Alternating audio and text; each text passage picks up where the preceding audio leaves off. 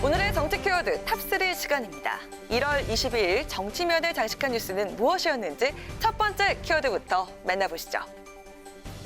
한국당과 새로운 보수당이 당대당 통합협의체를 가동하는 등 보수 통합의 속도를 내면서 두 정당의 통합이 가져올 파급 효과에 관심이 모아지고 있습니다. 이런 가운데 오늘 한국당과 새로운 보수당이 통합해 통합보수신당을 만들었을 경우에 정당 지지율이 발표돼 눈길을 끌었는데요. 한국당과 새 보수당 1+1의 결과는 과연 2였을까요? 여론조사 전문기관 리얼미터가 오마이뉴스 의뢰로 지난 20일과 21일 이틀간 전국 유권자 1000여 명을 대상으로 조사한 결과 한국당과 새 보수당이 통합보수신당 창당 시 지지하겠다라는 응답은 25.1%로 집계됐는데요. 이는 한국당과 새 보수당의 현재 지지율 단순 합계인 35.9%에도 못 미치는 결과입니다. 또 보수신당 창당을 가정했을 때 민주당에 대한 지지율은 36.6%로 집계돼 통합보수신당에 대한 지지율보다 11.5%포인트 높은 것으로 나타났습니다.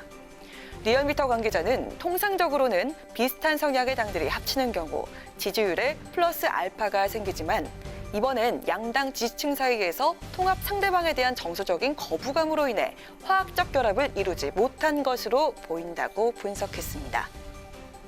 설 밥상 민심에 보수 통합을 올려놓으려 했던 보수 진영 측에서는 조금은 맥이 빠지는 결과이지 않을까 싶은데요. 하지만 향후 통합 과정에 따라 중도층 유입 등 지지율 상승의 가능성도 분명히 존재하는 만큼 보수 진영의 통합 과정 관심 갖고 지켜보도록 하겠습니다.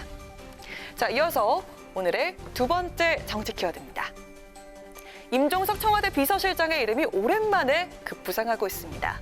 더불어민주당의 정강 정책연설자로 나서면서인데요.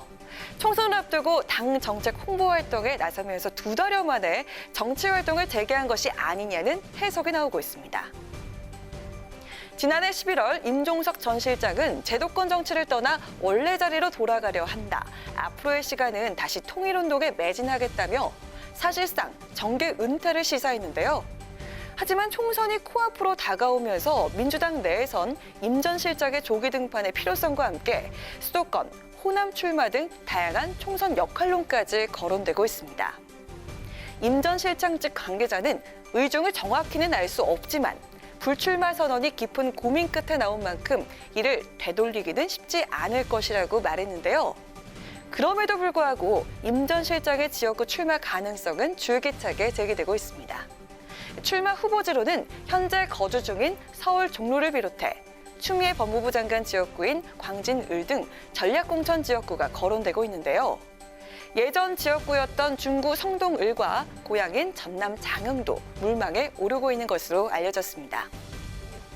최근 민주당 이해찬 대표가 임 전 실장을 직접 비공개로 접촉해 이번 총선의 중요성을 설명하고 임 전 실장의 역할을 해줄 것을 당부할 것으로 알려졌는데요. 계속되는 민주당 지도부의 복귀 요청에 과연 임 전 실장은 어떤 선택을 하게 될지 관심이 모아지고 있습니다. 마지막으로 오늘의 세 번째 정치 키워드입니다.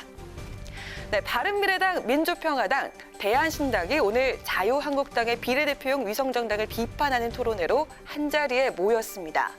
자유한국당의 위성 비례정당인 미래한국당이 설 연휴 이후 공식 출범할 전망인데요.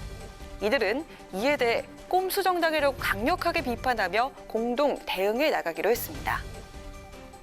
손학규 바른미래당, 정동영 평화당 대표와 유성엽 대한신당 통합추진위원장 등은 오늘 국회의원회관에서 열린 평화당 조체 연동형 설국어제를 흔드는 꼼수정당 퇴치를 위한 긴급 토론회에 참석해 날선 비판을 쏟아냈습니다.